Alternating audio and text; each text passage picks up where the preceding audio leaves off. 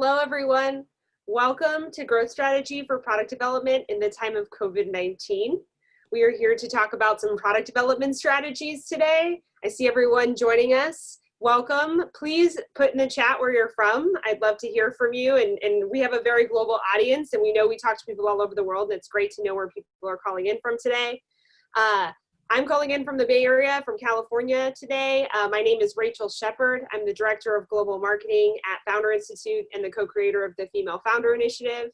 The Founder Institute is the world's largest pre-seed startup accelerator, and we've launched over 4,000 companies around the world and in 185 cities and 6 countries. 75 plus countries, 6 continents. If you're interested in learning more about Founder Institute, we're currently enrolling across all 6 continents. See the list of enrolling cities at fi.co/enrolling. But without further ado, I'm here to talk about product development today with Gayatri Sarkar. She is a VC startup advisor and podcaster and partner at Hype Capital. Gayatri is a partner at an Israeli tech VC fund investing in the future of sports. One of the first or few women of color is GP in the sports fund, currently investing in tech that's creating new market behavior. That's Gayatri's biggest interest these days. She's former Goldman Sachs, Federal Reserve Bank of Boston, as well as a 2-time founder with 16 years of experience in venture capital and tech corporate consulting. She started her career as a database architect in the fintech industry, which gives her perspective in tech investing. She also tells stories of women and diverse GPs, institutional LPs on She VC podcast, which we will put the link in the chat for you to check out, to make investing more accessible to women and diverse fund managers. She supports multiple companies and large asset management firms as a board member and advisor, and is focused on diversity mandates through investments for women in diverse podcasting, of course, as well as with founders and in partnership with women in the VC community of over 2,500 fund managers and institutional LPs. She is also on the nonprofit board of Harvard Kennedy School NEA, and she's here with us today. So she is incredibly experienced and is going to share so much knowledge. Gayatri, is there anything I left out? Anything you want to say to the audience? No, I'm super excited to be here. So thanks a lot for the kind introduction, Rachel.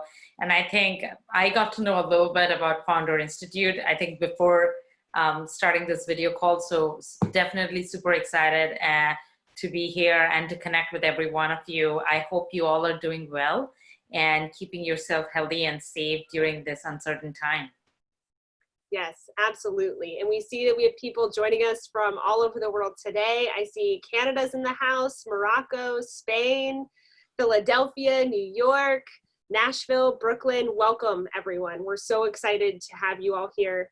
And I'm not going to keep delaying anymore because I know we want to hear from Gayatri and her amazing experience. So I'm going to turn it over to her for a quick presentation while she's presenting and sharing something that's just it's truly, truly valuable, especially if you're building a product right now and you're having to make changes to your product right now.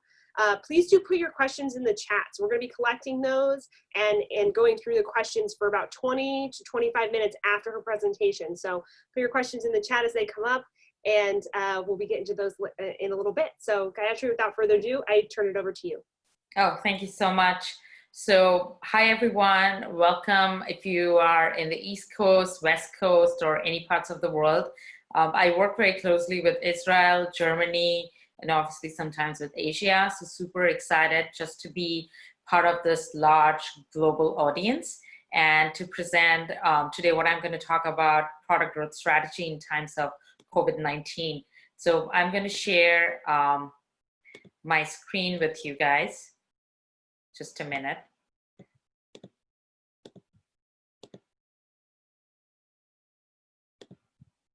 Okay. I'll put it in the presentation mode. Okay, I hope you guys can see it.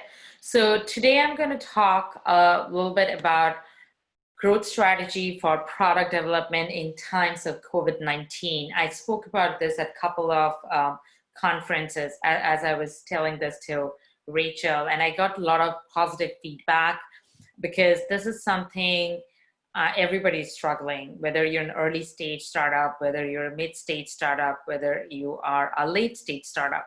Now, everybody has to go through their own process of journey to understand what's good and what's bad. And every stage has a different kind of technique. But I'm going to talk about few areas and few techniques that can be used in early stage product development also, when you're still trying to figure it out that, okay, is this the right path to go, when you're still trying to figure out product market fit strategy.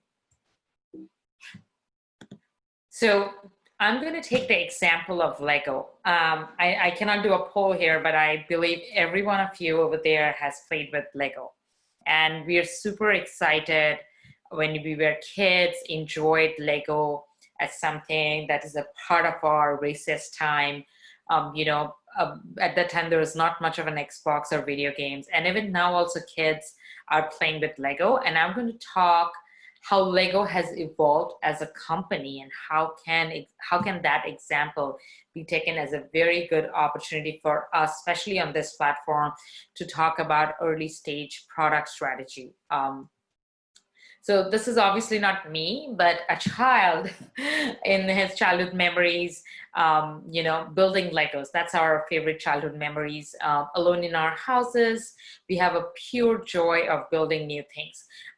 We never thought of ourselves as an entrepreneur at that time, but we just want to build new things because that's a part of our DNA, who we are. And Legos have built some amazing products around that line.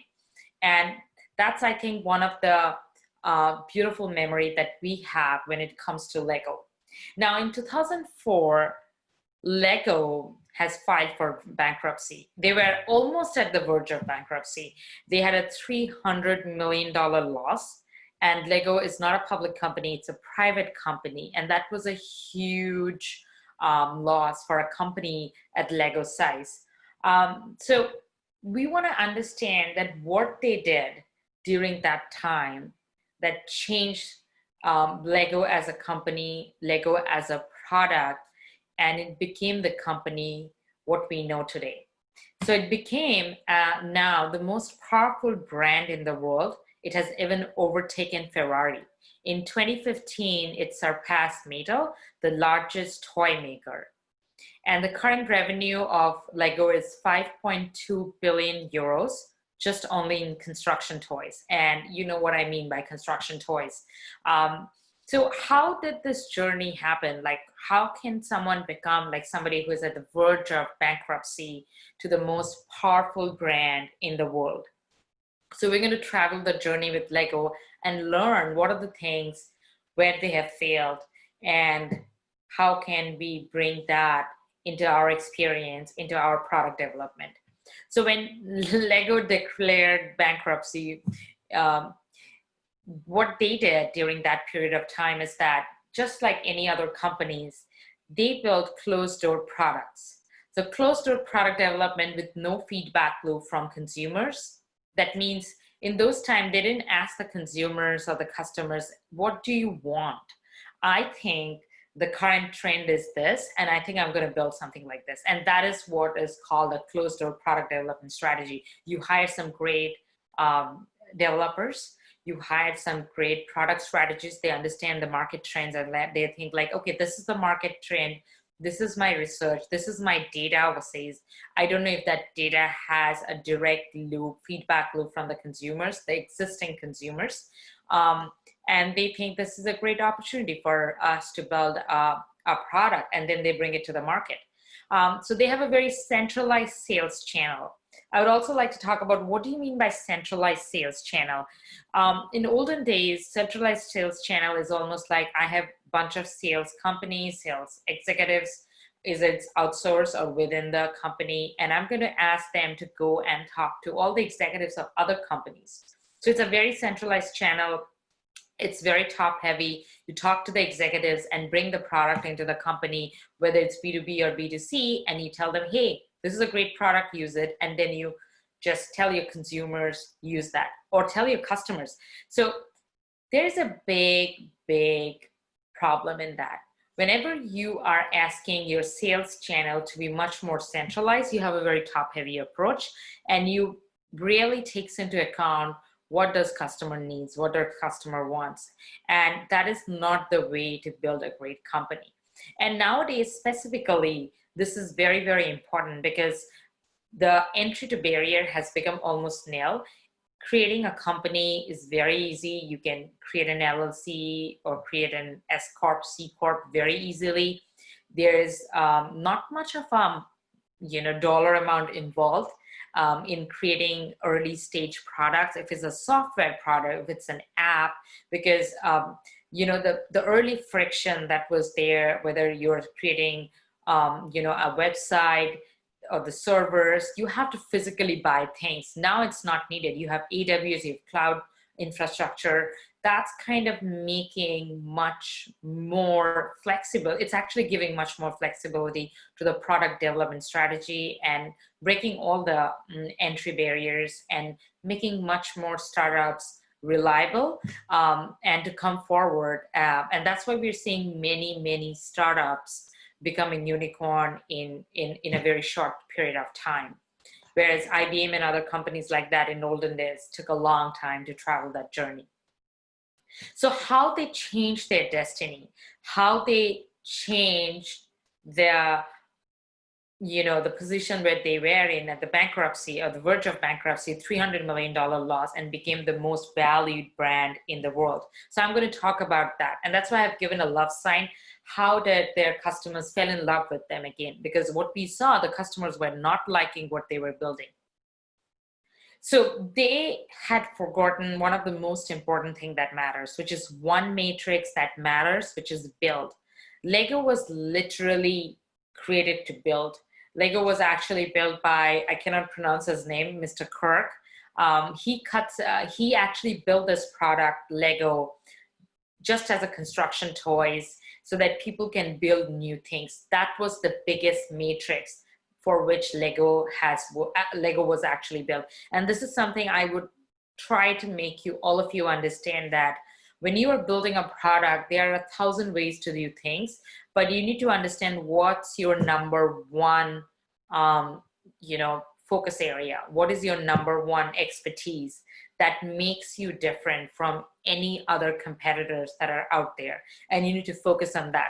So what Kirk did, he came back and he's like, with 300 million loss and the verge of bankruptcy, I'm going to cut out 90% of the product strategy and focus on bricks. Bricks is the construction toys, because that's the only reason Lego was built. So what they did over here is that they try to focus on things that are certain, try to focus on things for which people love them. Initially, they were building a fragile company because they're trying to do like, okay, I'm going to do Star Trek toys, this toys, that toys, but they fail to understand the one matrix that matters, which is one thing that they have to build. So this is something very, very important.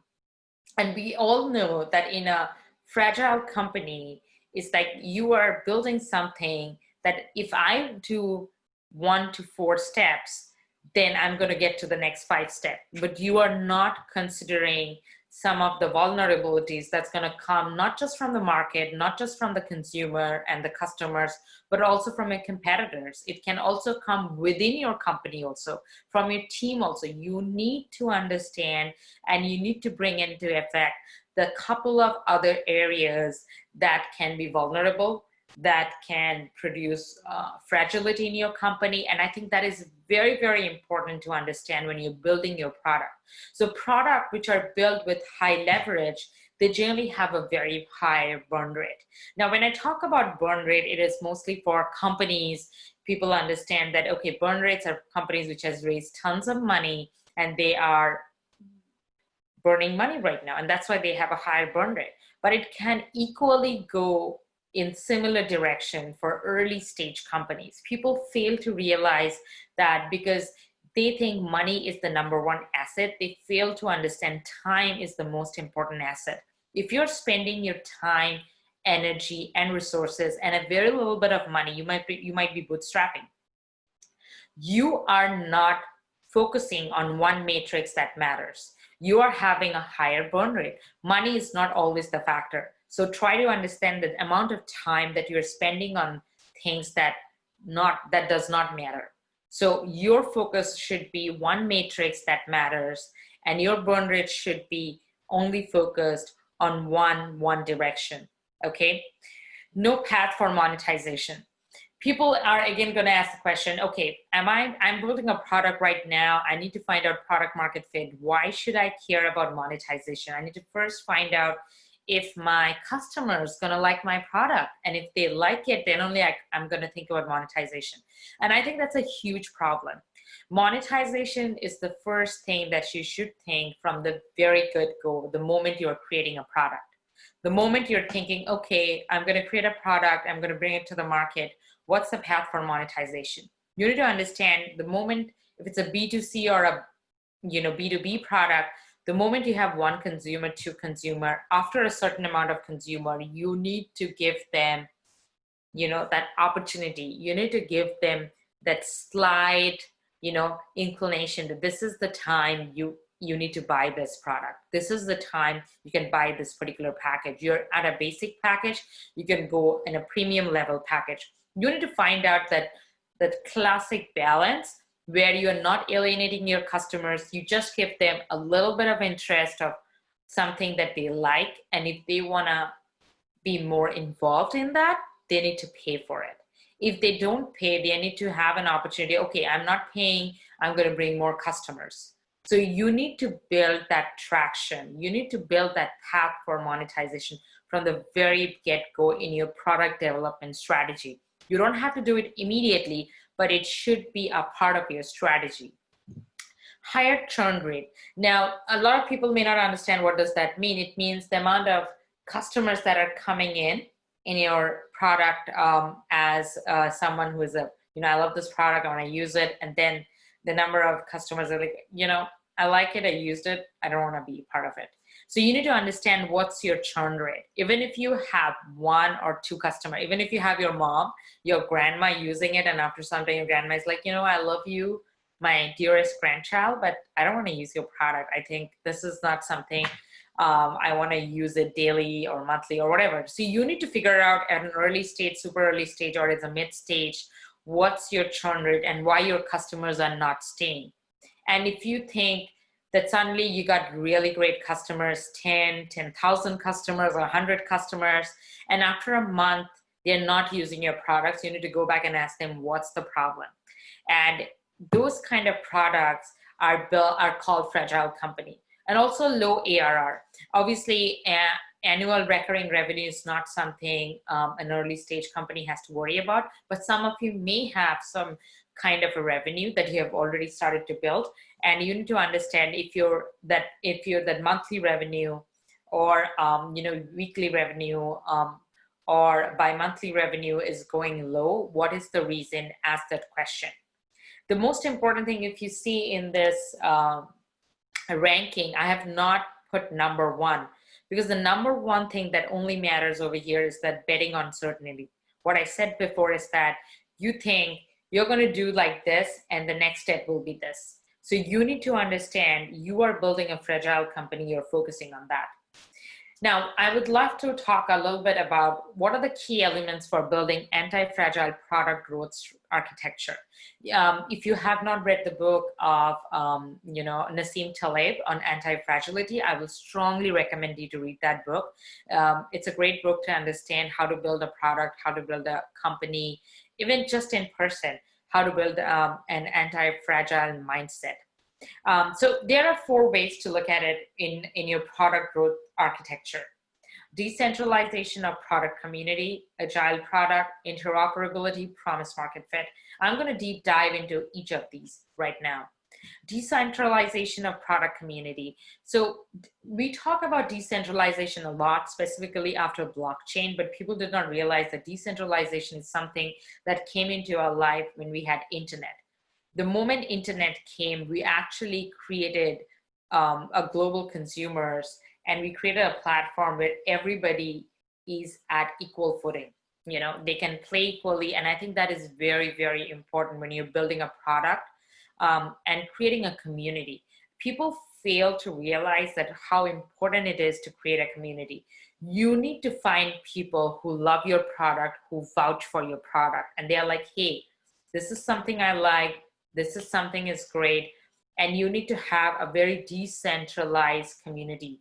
And by decentralization, I mean why you should not have a centralized, like a top heavy community instead of a decentralized community. I'll go that into details. But first, I would like to talk about how Lego use a decentralized product community to build their product architecture and get back in their zone and became one of the beloved product company. So what they did is that they crowdsourced their venture. They created an open innovation policy through Lego Ideas portal, and they used user input to generate product ideas.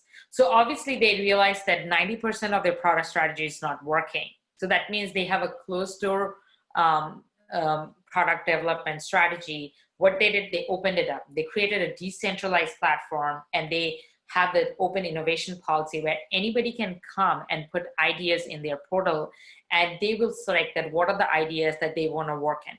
So this is creating a very open loop channel where people can come and give them feedback. Hey, this is what I want to do, and this is what I think that Lego is great.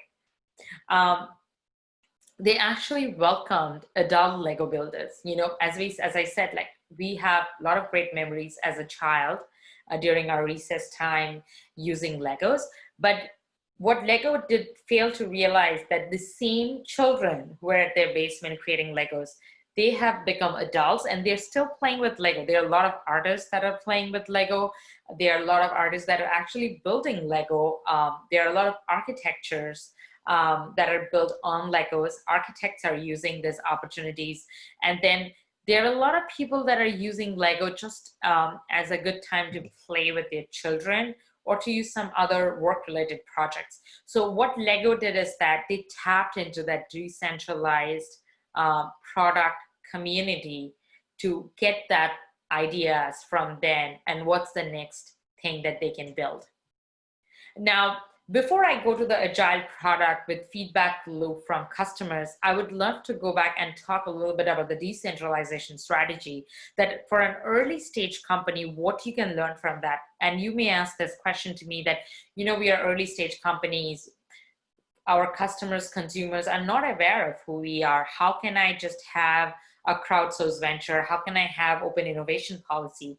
Your platform is something like that you need to create an open channel and ask those questions to consumers, to customers who they don't know, like who don't know who you are, and also the fact that they don't know what you're building. So it's always important to engage in a social media. Right now, social media is the best option. I will not ask you to go out, venture in the open and ask people, but create a community, find out a community where they are feeling the pain point of certain things that is not happening, and ask those questions to them.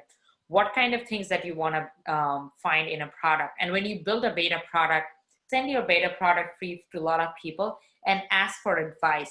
I think that creates an open door feedback loop, and you can understand that why that is important, because when you have a very decentralized community, people want to be very participating.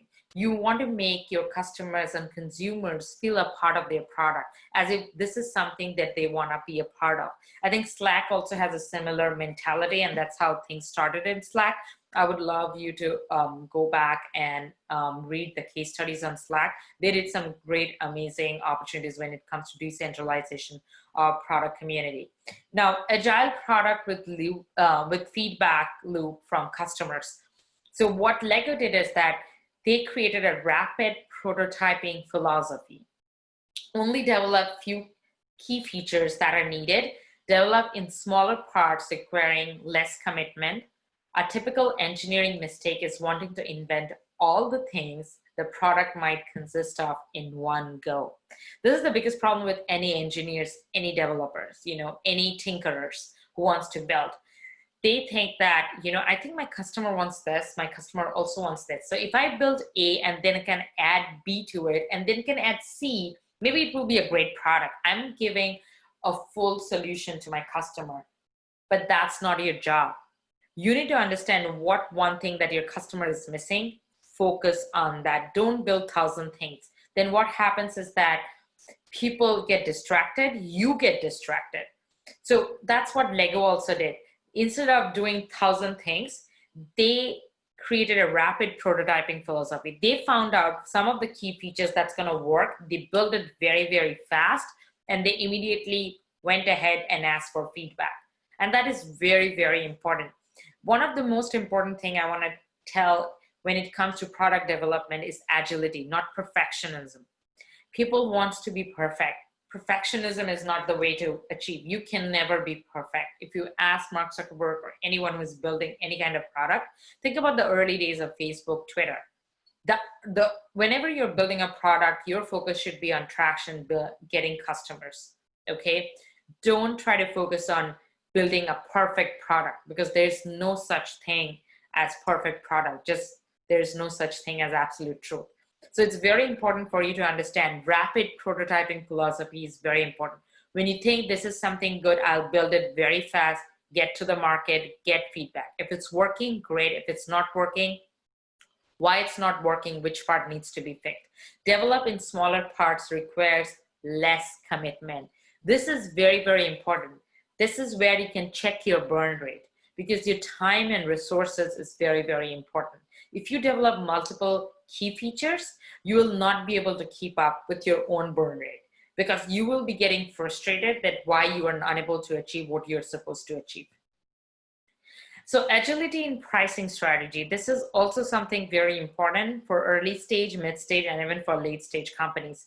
Consumer feedback is power. I think people need to realize that when you're building an agile product, the pricing strategy should be built inside the company, inside the product architecture. And you need to understand what's the consumer feedback. You need to understand that when you get your consumer feedback, that is the most important, powerful thing. And that's the only thing that should matter to you. If your consumer or your customers, is a large company, big companies, partnership, understand what they need and why you're unable to deliver it or why you're able to deliver it. Monetization from the go is the new go-to-market strategy. As I said before, the monetization part should be a part of your product development strategy. You're giving basic product for free right now, but you need to understand, if not now, maybe in 5 months, 6 months, or after this many consumers are gathered, there should be a path to monetization for that particular product or for your platform or for your app, whatever you're building. Continuously assess your pricing strategy. Don't leave money on the table. This is a very important factor. People don't understand, if they do not continuously assess pricing strategy, they leave a lot of money on the table. They are working hard, they are having a higher burn rate, but they are unable to make any money because they are giving their products for free. So this is very, very important. Interoperability. This is something, as I said, like this is something, another feature. People talk about this a lot during blockchain movement, even now. But interoperability is something that people need to understand, that Lego used in order to move ahead in the brand development strategy. Because what Lego did is that they didn't want to bring another toy. They wanted to build a system of toy, which is, if you cannot buy one construction toy, one brick, and go to your home. It's like, hey, I'm going to build a product. You need to buy a ton of the similar things and then match them together. Similarly, whenever you're taking your product into the market, you need to understand who are your customers, how you can work with your customers, how you can work with your partners. Partnership is very, very important, and that's where the interoperability lies. You may find a lot of your customers and consumers directly from your partners. Some of your partners may already have existing consumers, existing customers. How can you leverage that and build your product on top of it? And that is the power of interoperability. As you engage consumers to buy more, they see multiplication of opportunities. So the moment you engage your customers, they will see that, oh, there's an opportunity for me to buy more of this. So engage is the number one criteria in this line. Ability to share information and services built into your product architecture requirement is very important criteria for interoperability. Why is it so? Is that the moment your consumers, your customers, your partners are using your product, there should be a way they can share information. and services, because that's how you are building a stack of layers on top of each other. That's where you're building partnerships ahead in creating an interoperability. The puzzle is coming together. You're not alone now. You are building a community, not just of consumers, customers, but you're also taking help of others to move ahead. This is very, very important. How do you work well with others? So this is a part of the interoperability. If you are an early stage company, you need to understand that, we always sit and out there looking for fundraising, and then there are companies that are raising money, tons of money, and we are like, hey, we're sitting in silos. Are we the only one who are unable to raise money? The difference is that you feel you're in silos. Rest of the others, they're working with other partners, with other people. It's very important for you to understand how well do you work with others. Learning through adoption is a number one criteria. Staying relevant in the crisis is a number one criteria. Creating partnership with companies that are enabling new market behavior, very important. Not all growth is success. So going back through that is that try to adopt ideas very fast and develop those ideas very fast, and try to adopt great strategy with other partners. You need to stay relevant in this crisis. Even if you think that your product doesn't have a relevance during this crisis, your product is suppose a brick and mortar, you need to find an opportunity how to digitize that, okay? And you need to find some way to stay relevant that people needs to talk about you. The moment people are not talking about your product, your consumers, your customers, even if you're a B2B, your partners, they're not talking about your product, that's not a good sign. You need to find out a way to stay relevant. Creating partnership with companies that are enabling new market behavior. This is very important. This is all about growth mindset, not just for your product, but for founders also. You need to go out there, create partnerships, and enable this new market behavior for your companies, for your product, and see what are the opportunities that lie there. And not all growth is success. You may talk to 1,000 customers, 1,000 consumers, or 1,000 partners, but you need to understand, again, one matrix that matters. If you are trying to establish yourself in one particular vertical and you think that only thing that matters to you, and suddenly there is a growth opportunity that is coming in other sector and you're trying to pivot, that's good. But you need to understand that if that growth is important for you, and if that growth matters, you need to also figure it out. There are a lot of yes you may hear, but you also need to say no to hear a lot of no's, because you have to focus on one matrix, and all growth is not success. So a lot of lateral growths may happen, and that may not end up in success, and that may only end up in higher burn rates. So Lego found its truth in adult fans. Adult fans of Lego, for their design team, they found this adult fans and began to crowdsource new toy kits. And that is their biggest truth. So the promise market fit, this is a very important criteria that I want to talk about it. Loyalty, trust are built into the product system architecture. And if you're going to ask me, what is loyalty and trust, and how can you build that into the product architecture? You can talk about your product a lot, but if your customers, if your consumers, if your clients do not have a trust factor, do not find this is something that I want to put my name with, this is not the product for them. Because you're not building a promise market fit. We talk a lot about product market fit, but promise market fit is something that the customers feel proud to be associated with. Understand consumer behavioral economics is tied to innovation. Everybody is a part of innovation model right now, even if you're not realizing it, but we all are taking a very, very small step, or sometimes a larger step, towards innovation. And you need to understand the behavioral aspects of your consumer, how your consumer spends, how your consumer thinks, how your consumer is going to act during this crisis, after the crisis. So understanding your consumer's mentality is very, very important. And that should be tied in your product architecture, in your innovation. And that's the promise market fit that you are building for your consumers.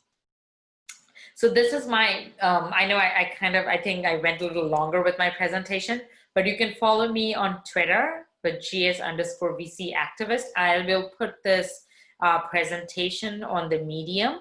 You can follow me on Medium, and you can find much more details about this particular presentation, how it can help your early stage startups in building some great product. Thank you, guys. Thank you so much, Gayatri. And I have some follow-up questions from the audience from this great presentation. So to kind of kick it off and to talk a little bit more about promise market fit really quickly. So a lot of founders may be familiar with the term product market fit. How can we dig in a little further on the difference between product market fit and promise market fit? And because promise market fit may sound to some people like it's specific to impact companies, but as we discussed, it's not. So can you dig in a little further on that real quick? Yeah, sure. So I and actually Rachel had this discussion before everybody came in.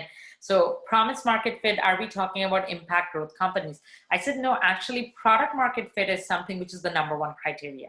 Because at the end of the day, either when you are building a venture growth companies, you need to understand that you need to find your way into the market.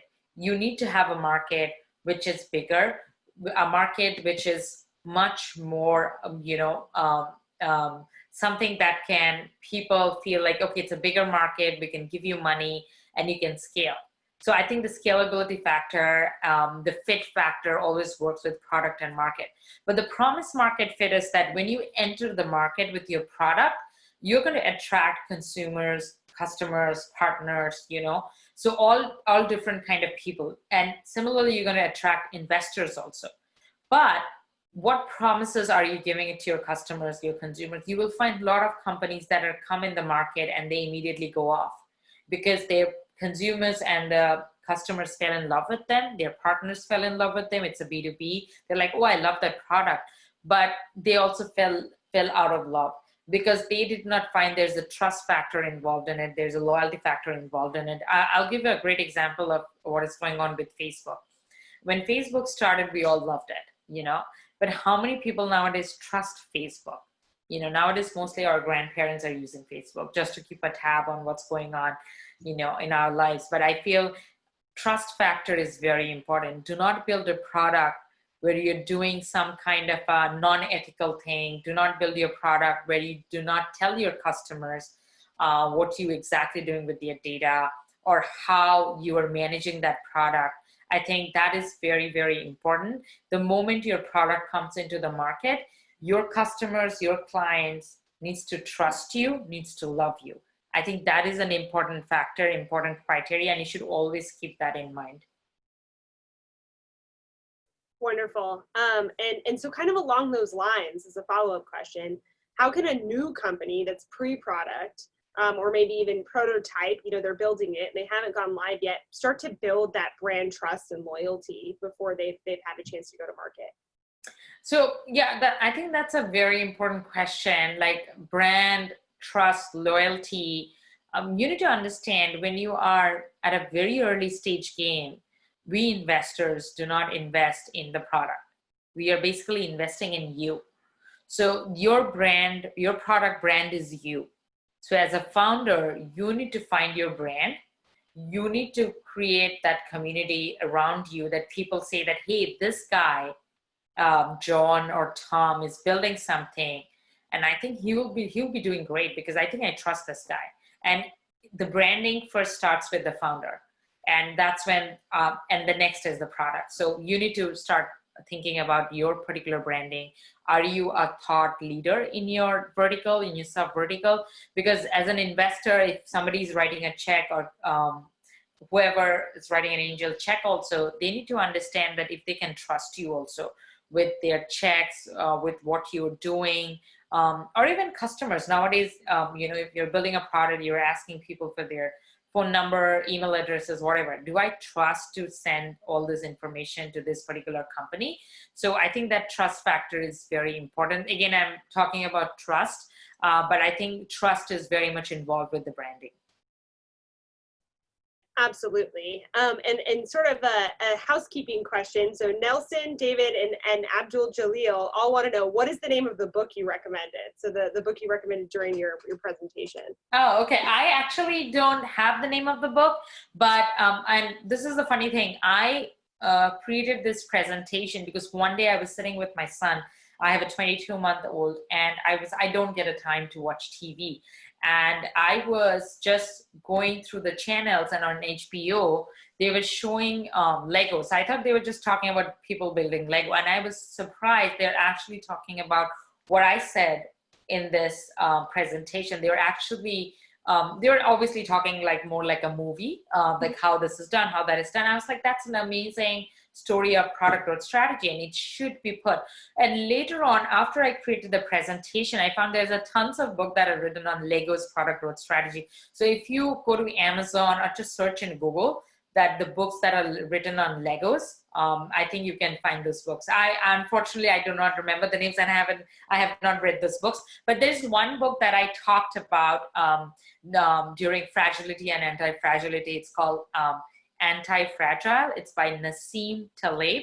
He's a very famous economist. He's also a behavioral economist, you can say. And I think any startup founder should read that book. Even if you're not a startup founder, you should think about how to build an anti-fragile character also. That's a great book to read. Awesome. And that gets to our next question, which Alicia said, do you recommend any other books for product development or consumer goods? I'm not, so this is the thing, I'm a big nerd on books, but I don't read typical books that come.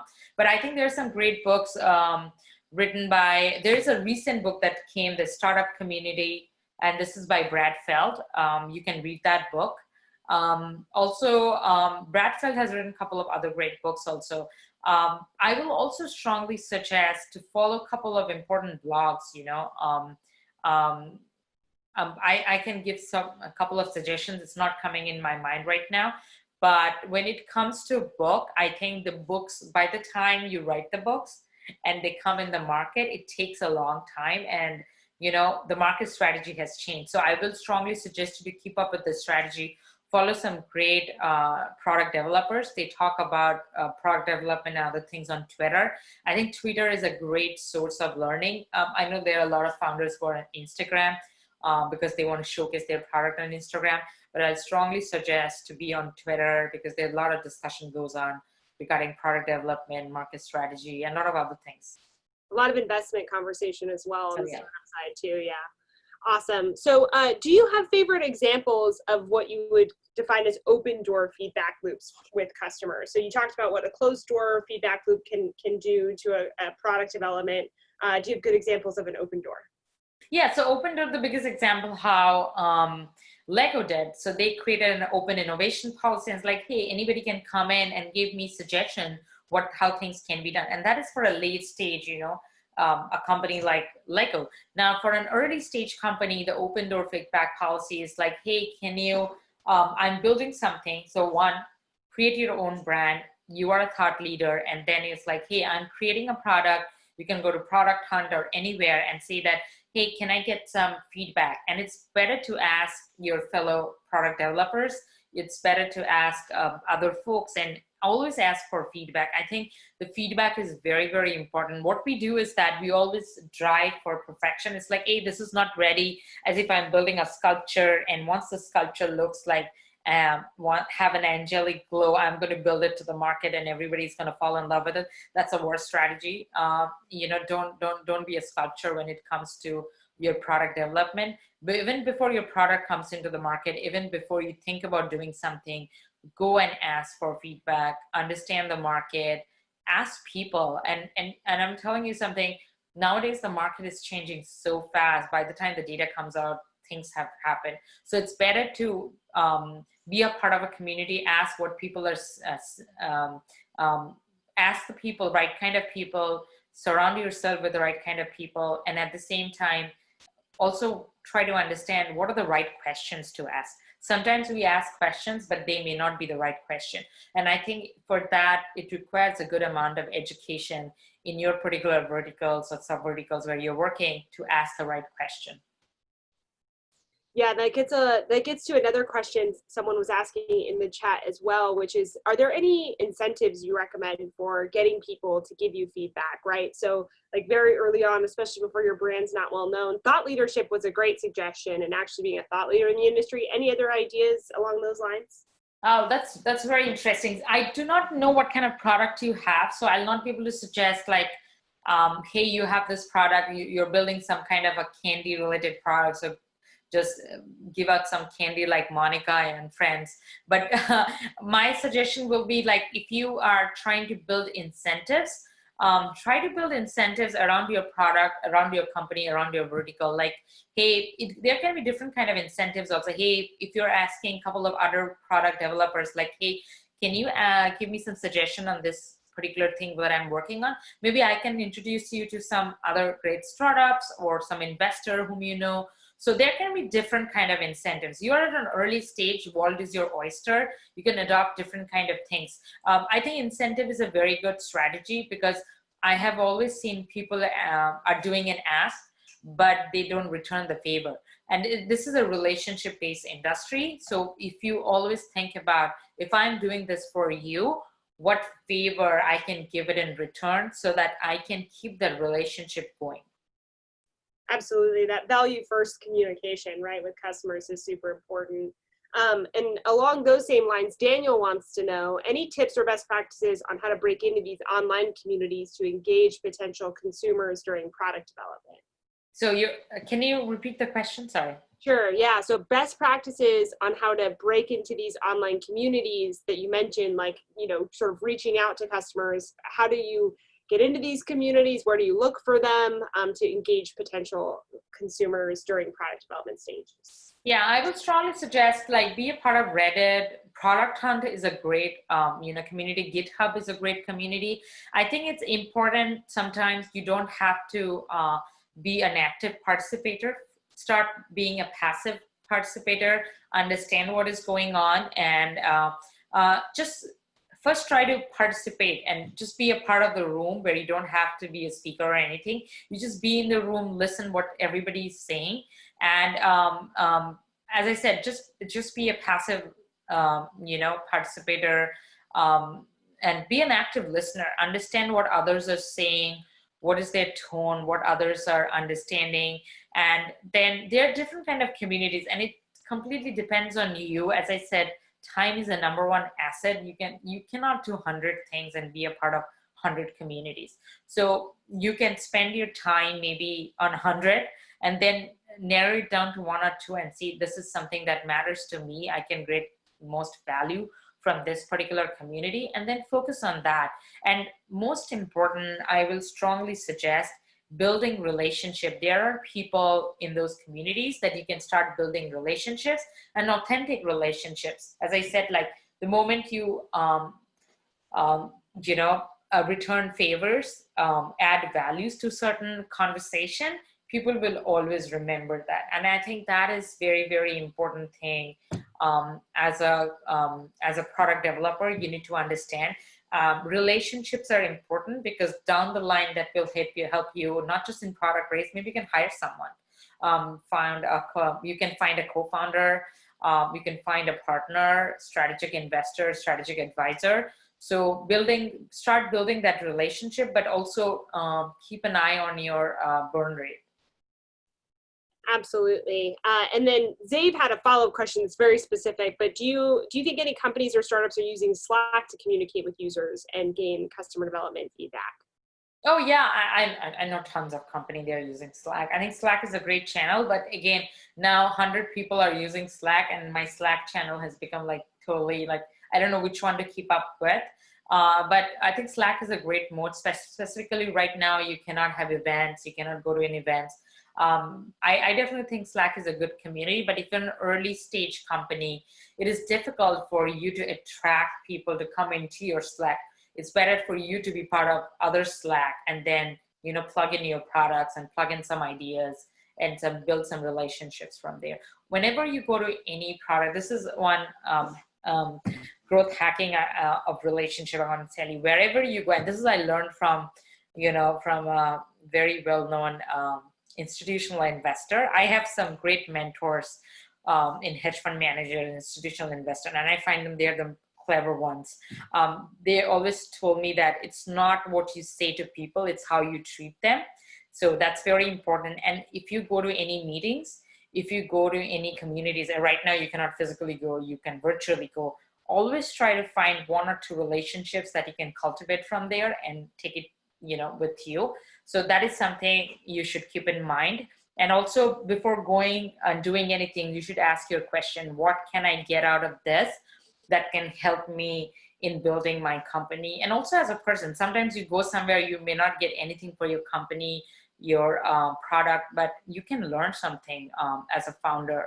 So keep that in mind too. Learning, and I think feedback, understanding the opportunity that there is a feedback platform, and also the opportunity within you that you can take that feedback in a positive way, in a constructive way. I think that's very important. Fantastic. And then Scott wants to know, what do we do when the customer expects most of the product to be free and non-monetized? Like, for example, the premium model. Yeah. I think that's who we are. We always love free products. And that's one of the reasons, like, we know how evil Facebook is, and we're still on Facebook, So this is who we are. We love free products. Everybody loves free. Even if you're a billionaire, I have seen multiple times, walked into a room, billionaires are there, they're free stuff. They're also eating nicely and they don't care. So everybody loves free. Even if you're a billionaire, even if you are a homeless person, we all love free stuff. So I think that's a part of who we are as a human being. You cannot change that, But I think you need to understand, when you are building a product strategy, somewhere you need to put a path to monetization. Obviously, freemium is great. I'll give a nice example of what GitHub did during this COVID-19. They actually expanded their product strategy and made it completely free. So they actually just opened up their market, which they could not before COVID-19, but they can do it because they're a bigger company. But you need to understand in what ways and how far you can go with your freemium, and what are the pros and cons. Obviously, you have to keep a balance, because you cannot be a free company all the way, because then you're leaving all the money on the table and there's no way you can make money. You need to find a way, and I always say this, even if a lot of investors don't think about monetization, just build your product. You think about money later on. But I think if you have that strategy in your head, maybe right now you're unable to introduce some kind of a profitability, path to profitability or path to monetization opportunity. But if you have that strategy in your head, at one point of time, you will be.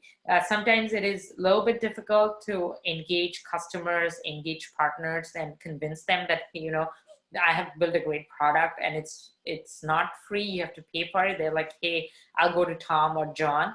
And so it will take some time. And that's where it depends on your branding.